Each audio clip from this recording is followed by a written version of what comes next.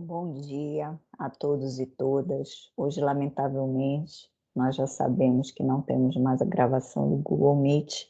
Então, eu vou usar excepcionalmente essa plataforma, mas temos que fazer de modo assíncrono. E a nossa última aula, e eu vou tentar compartilhar com vocês o material de mandado de segurança.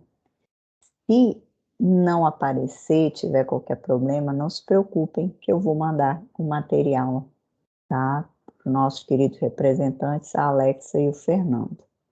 Vou tentar compartilhar o material com vocês, que é a nossa última aula de mandado de segurança.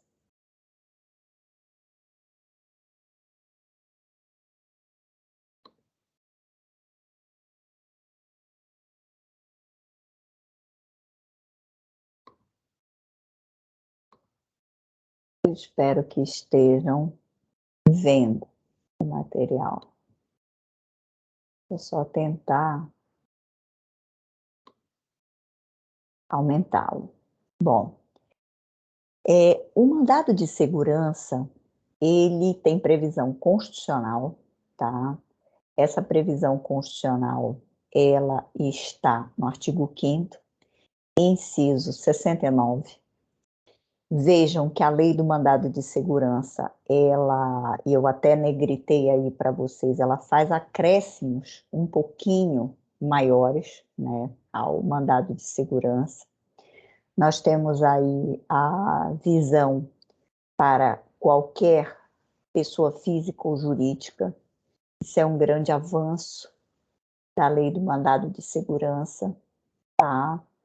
Nós tínhamos uma discussão que se tornou completamente desatualizada. Então, hoje, qualquer pessoa física ou jurídica, ela pode impetrar mandado de segurança. Havia essa discussão no passado em relação às pessoas jurídicas, mas hoje ela já se encontra pacífica no ordenamento brasileiro. E qual é o núcleo central do mandado de segurança? O mandado de segurança vamos lá, natureza jurídica, uma ação constitucional. Ela tem o caráter de um rito sumário, por isso que ela está prevista em legislação extravagante, e a base, o núcleo central dela é o direito líquido e certo. Que a única exclusão, eu diria, de ações constitucionais que precedem o mandado de segurança são duas: o habeas corpus e o habeas data. Depois do habeas corpus, depois do habeas data, a ação mais importante, eu diria, a ação de qualidade dentro do sistema para uma defesa dos direitos fundamentais, nós temos o mandado de segurança. Então, ele é importantíssimo e vocês precisam estudá-lo. Bom, estou tentando passar aqui o slide. Não estou conseguindo. Ver se eu passo por aqui. 2. As nossas hipóteses de cabimento. Nas hipóteses de cabimento, é como eu dizia para vocês, eu tenho que ter a existência de um direito líquido e certo, a gente já vai ver o que é direito líquido e certo. O direito não ser amparado por habeas corpus ou habeas data, portanto, é uma exclusão do cabimento do mandado de segurança, porque se for o caso de direito de locomoção, direito de ir e vir, ou eu estiver querendo uma certidão, uma informação que esteja no órgão público, ou em um prestador de serviço público, não é caso de mandado de segurança, vai ser caso de habeas data. E, por fim, a violação ou ameaça oriunda de um ato de ilegalidade ou abuso de poder. Então, não pode ser qualquer que esteja no polo passivo, mas só aquele que tem o condão de praticar um ato de ilegalidade ou abuso de poder. E, por fim, ligado a essa ilegalidade ou abuso de poder, o ato tem que ser praticado por uma autoridade pública ou um agente de pessoa jurídica que esteja investido em uma função pública. Então, eu posso ter, por exemplo, excepcionalmente uma pessoa privada, mas ela está sob a égide da concessão de um serviço público, da permissão de um serviço público, ela é uma concessionária de serviço público, ela é uma permissionária de serviço público, então ela pode ser enquadrada como uma autoridade pública para o exercício dessa questão de autoridade. Então, os 4 juntos, esses 4 são concomitantes, eles vão afastar a possibilidade de mandado de segurança. E aí é um pacote, né? Preciso do direito líquido certo, e aí as exclusões não ser amparado por habeas corpus habeas data, 2 situações específicas, então eu tenho que pensar em direito de ir e vir, é a minha locomoção, então não é mandado de segurança, é a minha questão informacional, não é mandado de segurança, é habeas data, e eu tenho que enquadrar em uma ilegalidade ou abuso de poder. Abuso de poder, lembrem da teoria do direito administrativo, sobre a possibilidade de um excesso de poder, de uma omissão da prestação de uma situação, ou um desvio de poder, na sua caracterização de um desvio de finalidade. E, por fim, eu tenho que ter o enquadramento dessa autoridade coatora como uma autoridade pública, pública direta, da administração direta, ou ser um permissionário ou um concessionário de um serviço público que está ali transitoriamente praticando o ato como se a autoridade pública fosse, por equiparação. Tudo bem? Continuando. Olhem só, direito líquido e certo é uma pegadinha de concurso público, não é o direito certo e incontestável. O direito certo e incontestável, essa expressão era da Constituição de 1946. Hoje não é mais, então não marquem como uma correta, porque é uma expressão passada, não é mais utilizada. Hoje a regra é clara, tanto na lei do mandado de segurança quanto no próprio texto constitucional, é o direito líquido e certo. Mas o que é que eu vou entender por direito líquido e certo? Ah, professora, poderia ser um sinônimo de direito certo e incontestável. Não é sinônimo de direito certo e incontestável. Direito líquido e certo é o direito comprovado de plano, é o direito que está vinculado ao campo probatório. Então, é o direito que se exprime por prova documental, é o direito que está por meio, tá, exteriorizado por uma prova pré-constituída, uma prova já que demonstra a documentação daquele meu direito fundamental. E eu quero exercitá-lo. Então, eu vou afastar, eu vou repelir audiências.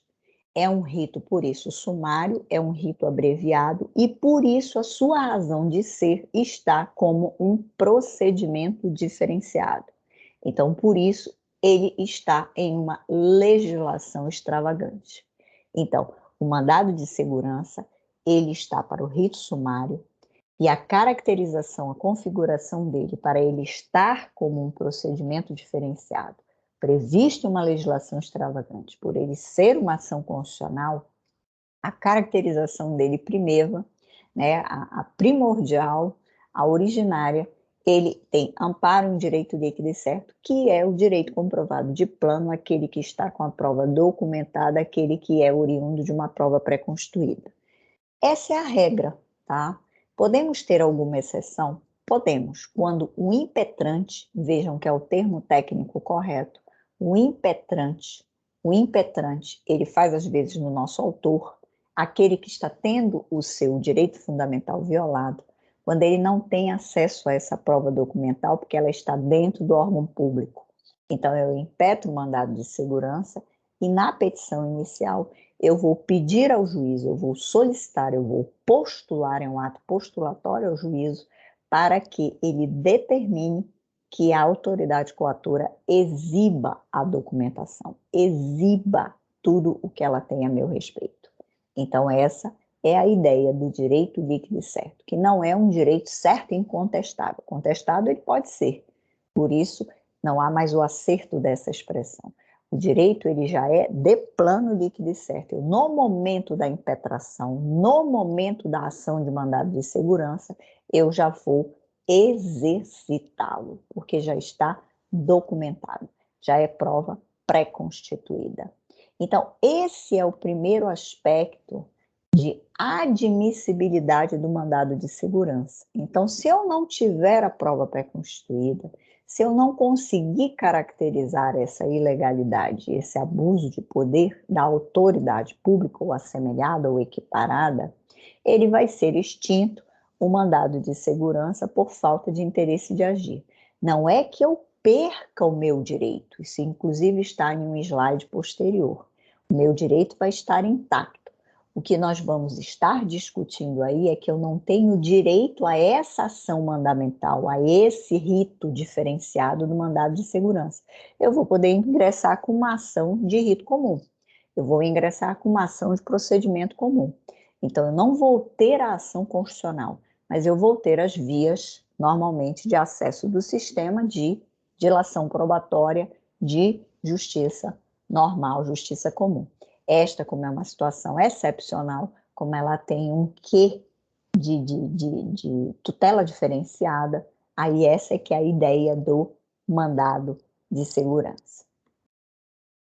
Bom, o que é o ato da autoridade pública? Veja, ele também é diferenciado porque eu não vou falar em autor e réu, eu vou falar em impetrante, aquele que está tendo o direito violado, tá? O ameaçado, lembrando sempre que a tutela pode ser preventiva, em uma simples ameaça, ou repressiva, já o dano instalado. E posso ter o mandado de segurança também, o cabimento contra atos omissivos. É difícil analisar essa hipótese, mas é cabível. Não existe nenhuma vedação no direito processual brasileiro. Então, existe o permissivo, tanto pela própria ótica constitucional quanto pela própria lei do mandado de segurança, de atos comissivos ou omissivos, na tutela preventiva ou na tutela repressiva. Mas o que é em si o polo passivo? O polo passivo ele é diferenciado com a chamada autoridade que pratica o ato coator. E essa autoridade que pratica o ato coator, ela é pública, stricto sensu, que é a administração pública, União, Estado, município, DF, dentro da visão de seus órgãos públicos. Então, pode ser um ministro, pode ser o presidente, pode ser governador, quando a gente passa para o Estado, pode ser prefeito, pode ser um delegado de polícia, pode ser um juiz. Então, a gente vai ter as N facetas de autoridades públicas que exercitam cargos públicos, tá? E temos também os agentes da administração indireta, que vão estar ali como braços do Estado. Mas eles estão praticando em um exercício de atividade pública. E os assemelhados são esses, tanto a administração indireta quanto os permissionários, os delegatários dos serviços públicos que vão estar atuando em prol de uma concessão de um serviço público e se equiparam à situação da própria autoridade coatora. Colocamos aí para vocês a súmula 510 do Supremo Tribunal Federal, porque ela é muito importante. Então, praticado o ato por autoridade no exercício de competência delegada, contra ela cabe o mandado de segurança ou a medida judicial. Por quê? Porque está sob a delegação, sobre esse braço, sobre essa vinculação, sob a ótica do próprio serviço público. Então, a ele se equipara. Então, por isso, o cabimento da ação constitucional de mandado de segurança. Adiante. Bom, qual é o objeto do mandado de segurança? Como nós falamos, o objeto do mandado de segurança é um ato ilegal. E no que é que transpassa a ilegalidade? A ilegalidade é qualquer ato que desrespeite ou o texto constitucional, tá? Diretamente qualquer dos direitos fundamentais, do exercício dos nossos direitos, ou infraconstitucional, tá? São desvios de conduta e de padrão do exercício da legalidade. Então, são atos vinculados, a autoridade não poderia se desvincular a ele, e se ela o pratica, nós já temos aí inserido o contexto de um ato ilegal, de um ato abusivo, no qual a autoridade terá que responder. E vai responder como? A ação mais eficiente, a ação direta, o meu ato já está documentado, a prova é pré-constituída, eu vou me fazer valer do uso da ação constitucional do mandado de segurança. E o abuso de poder, como eu relembrei vocês, nós estamos na seara do direito administrativo. São as teorias de excesso ou desvio de poder. O excesso no sentido do abuso de poder gritante daquela autoridade, e o desvio de poder, o desvio da ideia, do sentido ideológico daquela norma.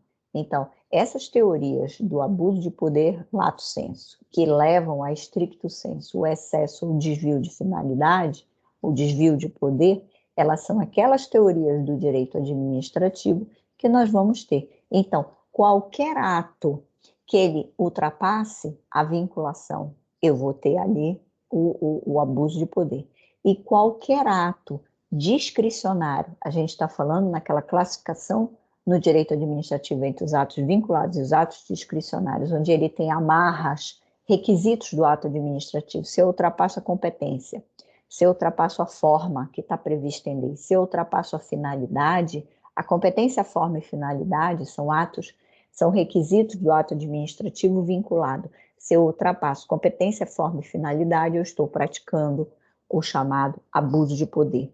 E no ato discricionário, se eu ultrapasso os próprios motivos a que eu estava vinculada e a própria caracterização do objeto, então o ato discricionário também pode ser passível de controle judicial. Então, nesse caso, também o cabimento e o próprio exercício do objeto do mandado de segurança. E o ato que vai ser inferido para o cabimento do mandado de segurança é um ato comissivo ou um ato omissivo. Como eu dizia para vocês, é muito mais simples. Se vocês me perguntarem de 100% dos mandados de segurança no judiciário, nós vamos avaliar que a maior parte, se não mais de 90%, são de atos comissivos. Nós não temos a estrutura, né, cultural, procedimental, de impetrar mandados de segurança de atos omissivos. Nós praticamos muito no ato comissivo, no dano instalado, no problema, na ameaça, tá? E nem muito na ameaça, muito mais no dano instalado. Então, o ato comissivo, ele é muito mais, eu diria, comum de uma atuação de mandado de segurança e muito residual o ato omissivo. É importante deixar logo registrado aqui para vocês, ainda que eu reforce lá na frente, mas o ato comissivo é que está sujeito ao prazo decadencial do mandado de segurança. O ato omissivo, como é a omissão, como é não ação, como é a inação, nós temos e vamos dizer que o prazo do mandado de segurança é incaducável. Eu só posso partir de uma premissa, de uma situação inicial, quando eu estou falando do desencadeamento de um ato comissivo. O ato omissivo, o prazo do mandado de segurança é incaducável. Nós não vamos falar em prazo, mas eu vou reforçar isso lá na frente no prazo. Impossibilidade de impetração de mandado de segurança contra lei em tese. Isso é uma súmula do Supremo Tribunal Federal, reafirmada pela lógica da Lei 12.016 de 2009, porque realmente, como que eu vou ingressar contra atos e leis em tese? Então, não existe lógica, está em abstrato, eu tenho que ter uma lei ou um ato de efeito concreto, aquele que me gera o dano, aquele que me gera o prejuízo, aquele onde fica instalado o abuso de poder ou o desvio de finalidade. Quando eu não tenho isso, essa lei de efeito concreto, não há que se falar em cabimento do mandado de segurança. Bom, adiante. A própria lei nova, né, a lei do mandado de segurança 2016, ela, de uma felicidade, ela diz quem é a autoridade coatora, no artigo 6º, parágrafo 3º.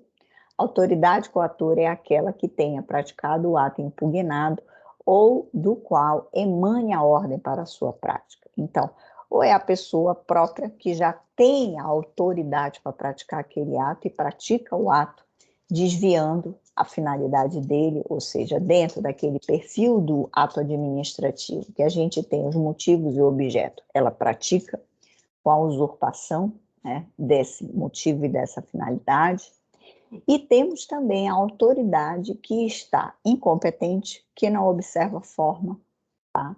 Ou seja, dentro dos requisitos do ato administrativo, que são aqueles 5, competência, forma, finalidade, motivos e objeto, essa autoridade, ela, esponte própria, que já está com a ilegalidade. E podemos ter aí, quando existe um poder hierárquico, quando existe uma hierarquia, aquele que está sob a égide da hierarquia, ele está agindo o ato porque ele recebeu uma ordem. Então, é ele que é a autoridade coatora no mandado de segurança? Não, é quem ordenou, tá? É quem ordenou. Então, é o seu superior hierárquico, porque é ele que tem a competência para desfazer o ato quando houver a determinação judicial. Quando houver a determinação do juiz para que desfaça o ato, para que retire a ilegalidade, para que retire o excesso, o abuso, o desvio, eu não vou falar com a autoridade menor. A autoridade menor agiu em cumprimento do dever, tá? Agiu porque ela era obrigada, porque ela tinha uma função hierárquica menor. Então, eu vou à autoridade principal, que é a autoridade ao qual deu a ordem. Bom, e isso está no próprio artigo 6º, tá? A necessidade de caracterização dessa autoridade coatora. Então, quando vocês tiverem uma situação em concreto nos escritórios, vocês têm que ter muito cuidado para localizar quem é a verdadeira autoridade coatora. E uma vez conseguiu localizar essa autoridade coatora, eu tenho que pensar ao lado em colocar no polo passivo a pessoa jurídica ao qual ela está vinculada. Então, é o ministro de Estado, eu tenho que colocar. O Ministério tem personalidade jurídica? Não, então eu vou colocar o Poder Executivo Federal. Então, quem é que tem personalidade jurídica? Aí eu vou colocar a União Federal. Então, eu vou colocar no polo passivo o ministro de Estado e União Federal. Base, Poder Executivo. Foi o Sua Excelência o Governador do Estado do Pará, autoridade coatora. Então, eu vou colocar governador do Estado do Pará e pessoa jurídica, Estado do Pará. Não foi. Foi o secretário de Estado de Administração. Então, eu vou colocar como autoridade coatora secretário de Estado de Administração, que vai ser ali notificado para prestar informações sobre o ato que ele cometeu com abuso, excesso, desvio de finalidade e mandar citar e pedir a citação ao juiz de quem? Se é um secretário de Estado de Administração, ele faz parte do Estado do Pará. E assim vai. Foi o juiz que praticou a ilegalidade. Então, eu vou colocar magistrado como autoridade coatora e pessoa jurídica, eu vou colocar, se é um magistrado estadual, Estado do Pará. Se é um magistrado federal, vamos colocar União Federal. Tudo bem? É isso que está dizendo o artigo 6º, caput, na sua parte final. Adiante. Então, as partes, para reforçar tudo isso. Quem é o impetrante? O impetrante tem que ser o titular que sofreu a violação ou ameaça, estamos relembrando, é tutela preventiva ou repressiva, ato omissivo ou comissivo, tá? E, excepcionalmente, é que nós podemos ter uma legitimação extraordinária, mas o titular tem que ser aquele titular mesmo, né, que está lá em juízo. E o impetrado é a pessoa jurídica, da qual a autoridade coatora faz parte. Então, eu vou colocar no polo passivo duas situações. Eu vou colocar a autoridade coatora e ela faz parte de um órgão e o órgão tem personalidade jurídica. Então, nós vamos colocar quem? Nós vamos colocar a autoridade coatora. Quem foi o governador do Estado do Pará? Quem é a pessoa jurídica? Quem é o Estado do Pará? Então, o polo passivo ficarão. Impetra-se o mandado de segurança diante do ato da autoridade coatora, Sua Excelência o Governador do Estado do Pará, e vinculado ao Estado do Pará. Então, os dois. Não foi. Foi o juiz, como eu ministrei o exemplo da pouco. Foi o delegado. Mas o delegado está dentro de um órgão que não tem personalidade jurídica, que é a delegacia. Mas a delegacia representa quem? O Estado do Pará. Mas foi um policial federal, então representa a União Federal, entenderam? Porque a teoria do direito administrativo de o agente público está vinculado a um órgão, o órgão é despersonalizado e esse órgão representa uma pessoa jurídica que quem é quem tem a personalidade jurídica, tá? O Ministério Público, sempre vocês vão colocar nas petições iniciais para que ele seja intimado a funcionar como custos legis, ou como, o nome do latim para o português, como fiscal da ordem jurídica. Aí ele vai exarar o parecer, obviamente. Prazo para impetração. O prazo de 120 dias, nós falamos em 2 tipos de atos: o ato comissivo, que é o ato positivo, o ato do dano, o ato do excesso, o ato de ameaça, o ato de desvio, tá? Ele incide o prazo e esse prazo não é prescricional, porque é um prazo para eu exercitar a ação de mandado de segurança, para eu exercitar o meu direito potestativo. Então é um prazo decadencial de 120 dias e leva aquelas regras do direito civil de prazo decadencial. O início da contagem é a data da ciência oficial do ato. Então hoje eu fui cientificada que foi indeferido um pedido meu, tá? Sob a seara administrativa da Universidade Federal do Pará. Aí eu vou localizar quem foi a autoridade que indeferiu e indeferiu abusando, com excesso, com desvio de finalidade. Aí eu vou dizer que é a autoridade coatora e dali daquela minha ciência eu vou contar imediatamente os 120 dias. Bom, o ato omissivo, como eu falei ainda há pouco e disse que ia reforçar adiante, o ato omissivo não sofre a caducidade do prazo do mandado de segurança, porque o nome já diz, é omissão. Então a gente vai dizer que é incaducável. Mais 2 súmulas importantíssimas para vocês. A súmula 430, em que o pedido de reconsideração na via administrativa não interrompe o prazo. O Brasil adotou uma sistemática de a única coisa julgada a ser formatada no Brasil é a judicial. Está na Constituição Federal.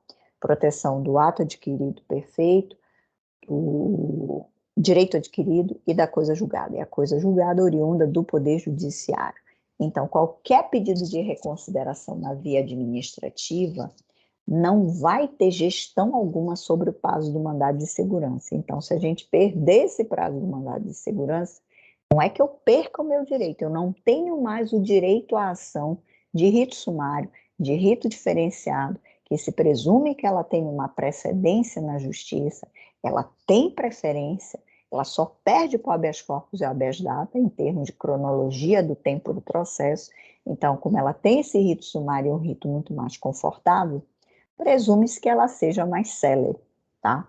No Brasil. Então, eu perco esse direito à ação constitucional do mandado de segurança.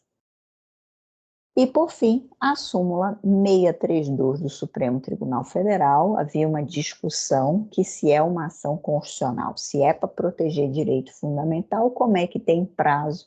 Então, alguns autores doutrinariamente passaram a questionar a constitucionalidade do prazo do mandado de segurança, que seria absurdo a defesa de um direito fundamental estar sujeito a prazo. Mas o Supremo Tribunal Federal sumulou que o prazo é constitucional. E repito, apenas contando para os atos comissivos e não omissivos. Bom, quais são os requisitos da petição inicial? Já enviei para vocês uma inicial de mandado de segurança e percebam, ela está toda com o formato dos requisitos da petição inicial do artigo 319. No que é que ela se distingue? No que é que ela se diferencia? No que é que ela tem uma padronização distinta? Porque o meu polo passivo já é duplo. Eu vou colocar a autoridade coatora, eu vou dizer quem é o agente público, eu vou dizer, foi Sua Excelência Governador, foi o delegado, foi o juiz, foi o desembargador, foi o ministro, foi o presidente, aí eu vou nominar, foi o prefeito, foi o secretário, tá? E além disso, nós vamos ter que dizer ao qual esse secretário, esse agente público está vinculado à pessoa jurídica pertinente. Então eu já vou ter aí um chamado equivocadamente pela jurisprudência como um litisconsórcio, porque em verdade não é litisconsórcio. Na realidade, eu estou falando de um agente que diz respeito àquela pessoa jurídica.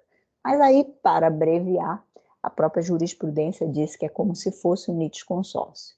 Então, isso que é a única especificidade da petição inicial do mandado de segurança. E mais, eu vou ter que juntar toda a prova. Eu não vou poder pedir audiência. Então, são essas diferenciações apenas da petição inicial do mandado de segurança, como eu encaminhei a vocês, tá? Adiante. A liminar. Bom, como é uma ação constitucional, como nós estamos falando em direito fundamental, e como é cabível no sistema processual brasileiro o Instituto das Tutelas Provisórias, logicamente essa ação constitucional, pela defesa, a especificidade, a diferenciação dela, claro que cabe a liminar, claro que cabe a tutela provisória. Quais seriam esses requisitos? Eu não vou me abonar do Código de Processo Civil. A Lei 12.016 resolveu estabelecer no corpo dela quais são os requisitos e vocês devem utilizar a própria técnica da legislação do mandado de segurança. E quais são? Estão no artigo 7º, inciso 3º. Eu tenho que ter relevância da fundamentação, eu tenho que demonstrar o perigo in mora, que ele tem que ser concreto, ele tem que ser específico, ele não pode ser em abstrato, não cabe contra a lei em tese. Nós vimos ainda há pouco a própria súmula 266 do Supremo Tribunal Federal. Então é um perigo de ineficácia, eu tenho que dizer ao juízo, excelência, me conceda liminar, porque senão não vai adiantar mais nada o mandado de segurança. Então, nós temos essa situação no mandado de segurança. E temos no artigo 7º os casos excepcionais onde a liminar é proibida. Eu não posso ter nenhum dispêndio orçamentário além no mandado de segurança, porque fere o direito orçamentário e nesses casos de qualquer aumento de salário, de subsídios, de vantagens para o servidor público, eu posso só recompor o que foi ilegalmente retirado, mas eu não posso criar despesa orçamentária fora do orçamento anual, porque vigora o princípio da anualidade. Bom, a decisão liminar, ela é recorrível. Tinha uma discussão e uma divergência doutrinária, tanto jurisprudencial quanto doutrinária, alguns tribunais divergiram por muito tempo, mas isso pacificou com a própria legislação do mandado de segurança, que em seu artigo 7º, parágrafo 1º, estabeleceu o cabimento do recurso de agravo de instrumento. Com essa legislação, com esse parágrafo 1º, assentou colocou a pá de cal, cimentou toda a polêmica a respeito do cabimento do agravo de instrumento em função da lei do mandado de segurança. Tá? Adiante. Aí nós vamos ver o polo passivo. Então, o polo ativo, eu tive que trabalhar com os requisitos da petição inicial, pensar a minha autoridade coatora, pensar a pessoa jurídica, posso pedir a liminar se eu tenho relevante fundamento e o perigo in mora concreto. Aí eu passo para o polo passivo, como é ser advogado desse polo passivo, né? E a advocacia pública ou delegatária. Qual é o prazo para a autoridade coatora prestar as suas informações? Veja como é um rito diferenciado, não está falando em contestar para a autoridade coatora, ela vai informar. E qual é a natureza jurídica dessas informações? Essas informações são para esclarecer os fatos, são para dizer qual é o problema, qual é a situação que está ocorrendo, qual foi o fato coator. Qual é o problema que você, como autoridade, tenha praticado? E aí você vai fazer a sua defesa, contando o fato e dizendo assim, onde foi que eu pratiquei? Qualquer ato de incompetência, ou de não observar a forma, ou de um desvio de finalidade, aí você vai fazer a defesa do seu ato no sentido do fato. Já a defesa do ente público, já a defesa da pessoa jurídica, aí já tem cara de contestação. Então, nós podemos ter, depende aí muito como o órgão público, pela sua representatividade jurídica, vai atuar. No município, a Procuradoria do Município, se ela vai querer que assine sozinha a autoridade coatora, aí ela presta as informações, quem é que vai assinar? Vai assinar a autoridade que supostamente coagiu. Então, vai assinar o prefeito, vai assinar o secretário municipal, tá? Vai assinar o secretário de Estado, se for o Estado, vai assinar o juiz. Então, é um ato pessoal da autoridade coatora. E a contestação, quem é que vai assinar? Aí vai assinar a Procuradoria do Município, aí vai assinar a Procuradoria do Estado, o Procurador do Estado, aí vai assinar o advogado da União, quando é a União Federal. Então, vejam a diferença de peças. Agora, o que é que a gente tem visto, às vezes, na praxe forense e na prática jurídica? Uma única peça informacional como contestação e assinam os dois, para ter um único papel, um único arquivo de processo judicial eletrônico. Também problema algum, prejuízo algum, erro algum, porque eu vou ter os dois assinando, tanto a pessoa jurídica por meio do seu órgão de representatividade jurídica, seja a Procuradoria do Município, seja a PGE, seja a AGU, ou eu vou ter duas peças, assinada a autoridade coautora e a contestação do ente público. Então, isso é só uma questão de estratégia de como o próprio órgão jurídico vai atuar.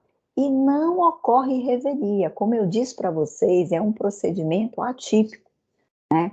Ainda que venha com a cara de defesa do ente público, a ideia das informações é em ocorrência de revelia, porque aí é sobre o fato, é uma ação constitucional, é para discutir o direito líquido e certo.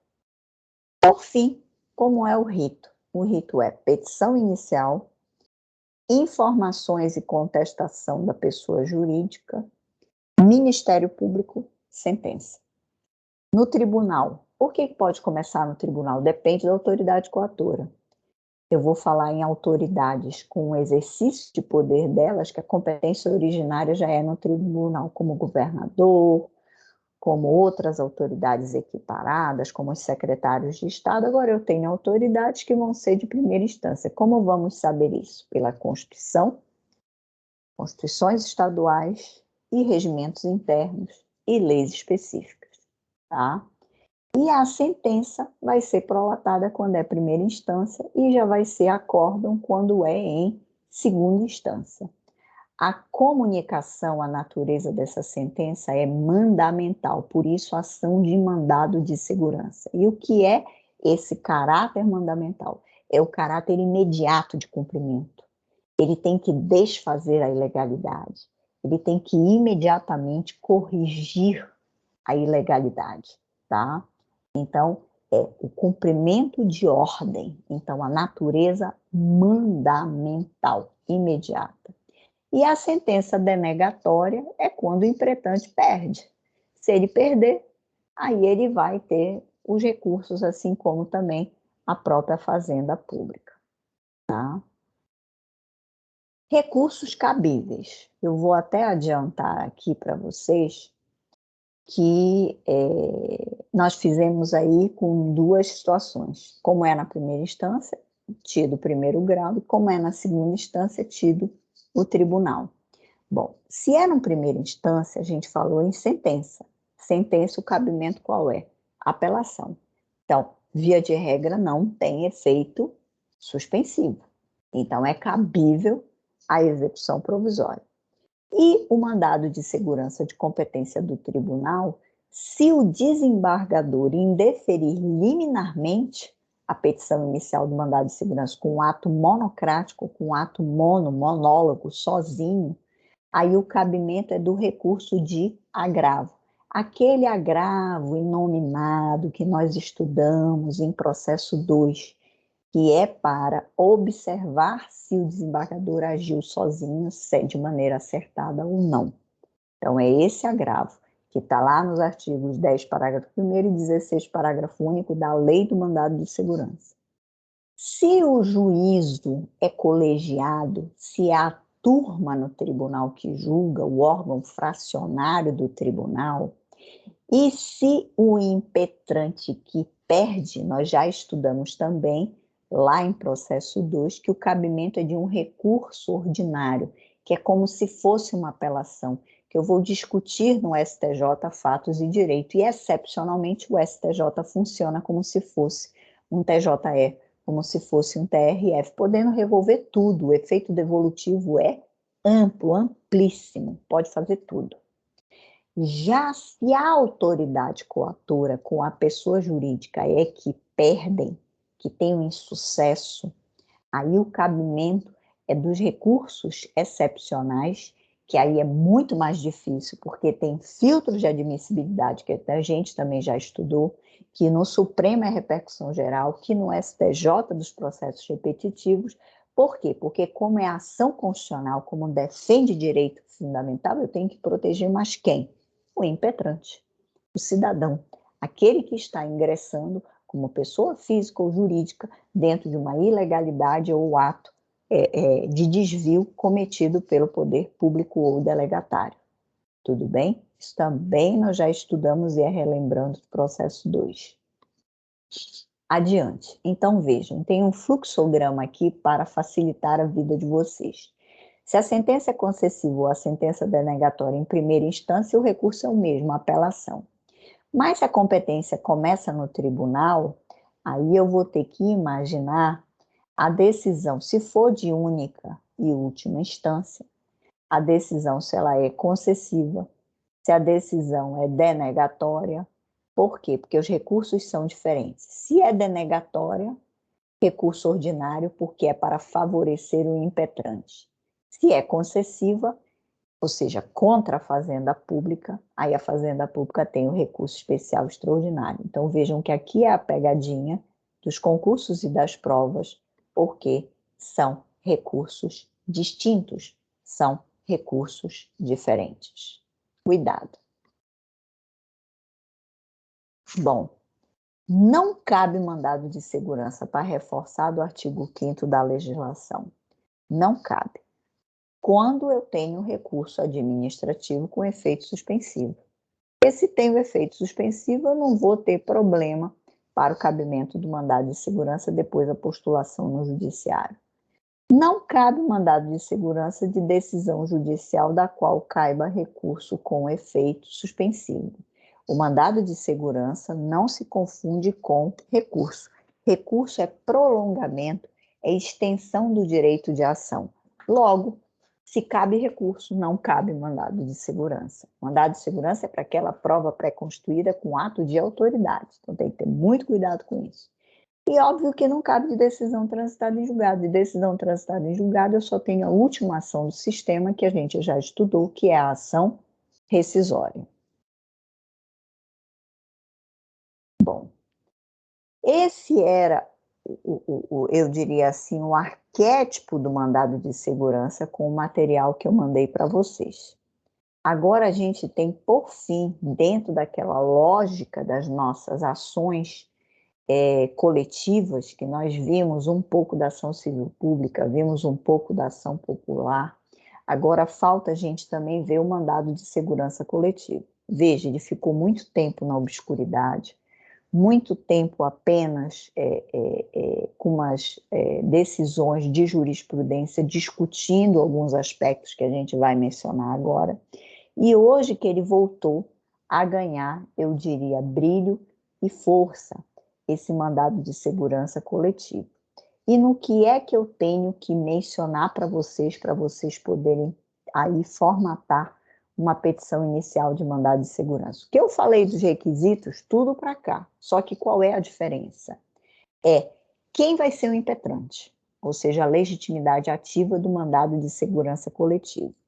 Quem vai ser o impetrante vai ser o partido político com representação no Congresso Nacional ou uma organização sindical ou entidade de classe, e aí leiam entidade de classe, pode ser uma associação, associação dos magistrados, associação dos membros do Ministério Público, né? Uma entidade de classe que tem os seus estatutos, regularmente constituída, ou a associação legalmente constituída e em funcionamento há pelo menos um ano. Se discutiu na jurisprudência se essa situação de um ano seria também para o sindicato, e depois caiu, ou seja, se observou que o sindicato tem uma ampla legitimidade para a propositura desse mandado de segurança coletiva, ou seja, se ajustou isso depois na jurisprudência. Mas no sentido inicial foi muito difícil, e isso acabou repelindo o uso do mandado de segurança, porque como ele era praticamente sempre questionado, né, na sua legitimidade, aí fez com que os sindicatos não impetrassem mandados de segurança coletivo por conta dessas interpretações enviesadas do próprio texto constitucional. Hoje, a situação já está praticamente assente, eu coloquei aí para vocês decisão do Supremo Tribunal Federal que sustentou que esse prazo é próprio apenas para as associações e entidades de classe e não para os sindicatos. Nós temos aí 2 decisões do Supremo Tribunal Federal, inclusive uma em sede de recurso extraordinário, e a súmula 630 do Supremo Tribunal Federal também ela veio como um alento a uma interpretação desse próprio mandado de segurança coletivo, no sentido dizendo, a entidade de classe tem legitimação para o mandado de segurança ainda quando a pretensão veiculada interessa apenas uma parte da categoria, que se discutia. Se não interessa toda a categoria, como é que pode usar a ação constitucional do mandado de segurança coletivo? Mas aí depois veio a súmula e disse, não, a ação constitucional é para ser utilizada por esses que são legitimados, então claro que cabe. E aí se desenhou uma nova arquitetura mais favorável a se impetrar o mandado de segurança coletivo. Bom, o mandado de segurança coletivo, vejam, a preocupação da própria legislação para que ele seja verdadeiramente utilizado. E lá no artigo 21, disse especialmente tudo isso que a jurisprudência veio construindo ao longo do tempo. E colocou expressamente, está aí negritado para vocês, que pode ser da totalidade ou de parte dos membros ou associados, e desde que pertinentes às suas finalidades, que haja uma pertinência temática. Se aquela entidade ela está atuando em parcela, não interessa, ela está trabalhando, ela está defendendo, ela está protegendo, e ela tem que fazer uso da ação constitucional do mandado de segurança coletiva. Agora, não é qualquer direito que é protegido. Veja, porque senão era uma ação de rito comum, senão era uma ação de procedimento comum. Então, o parágrafo único da Lei do Mandado de Segurança estabeleceu o cabimento e os direitos que são pauta para o mandado de segurança coletivo.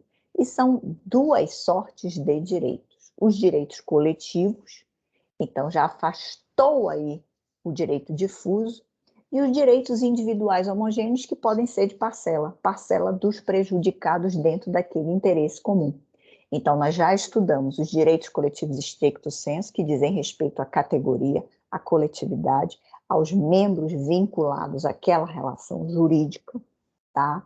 E o direito individual homogêneo, que é o fato em si que ocorreu, que atingiu, por exemplo, dentro de uma categoria de 1.000, atingiu 100, esses 100 o sindicato pode atuar.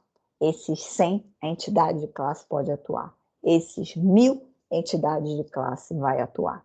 Então, a ideia da proteção seja de uma parcela menor, individual homogêneo, ou da categoria como um todo, no direito coletivo. O que não pode é o difuso. Vou proteger o meio ambiente, vou proteger o espaço inteiro, vou proteger o patrimônio inteiro. Então, não pode. Então, tem que ser delimitado dentro das finalidades da pauta institucional, daquela entidade, daquela categoria, daquele grupo. Tudo bem? E, por fim, não é necessária a autorização dos filiados, isso era uma discussão terrível na jurisprudência e na doutrina, se desburocratizou pelo que vocês estão vendo para que seja efetivamente utilizado o mandado de segurança coletivo. Então, trata-se de hipótese de substituição processual. Fez-se a distinção nítida de representação processual, representação precisa de autorização expressa, e substituição processual, assim como é o caso da gente, Ministério Público, não precisa de autorização. Essas eram as considerações que eu queria fazer para vocês do mandado de segurança, tanto individual quanto coletivo. É uma ação importantíssima. A gente está trabalhando proteção constitucional, a gente está trabalhando, olha só, o mandado de segurança coletivo, os direitos coletivos e individuais homogêneos, exceto exclusivos difusos. E esses eram os dados com o material que eu também encaminhei para vocês. Esse foi o nosso último assunto do programa. Eu queria dizer que foi um prazer estar com vocês. Lamentavelmente, hoje é o nosso último encontro, uma aula assíncrona, Mas eu queria dizer do fundo do meu coração que eu estou desejando muita sorte e sucesso no caminho de vocês já são vitoriosos, passando por tudo isso e de cabeça erguida, e contem comigo sempre, eu vou estar à disposição, e foi um prazer, uma turma maravilhosa, muito amiga, muito acolhedora, e da qual eu só terei lembranças muito bonitas e com muito amor e carinho. Gente, um beijo no coração de vocês, eu espero que dê tudo certo na vida de vocês e não desistam, porque os nossos sonhos eles devem ser sempre perseguidos, tá bom? Um beijo e tudo de bom. E sexta é a nossa prova, tá? Como sempre, a gente abre o sistema para dar vazão aí, quem está no estágio, quem trabalha, para ajudar todos vocês da melhor forma possível. Diante dessa nossa, eu sempre gosto de dizer, estranheza de situação que todos nós estamos passando, mas vamos vencer, já vencemos, tá bom? Tudo de bom de coração, tá? Um beijo para vocês. Tudo de bom. Contem comigo. Um beijo.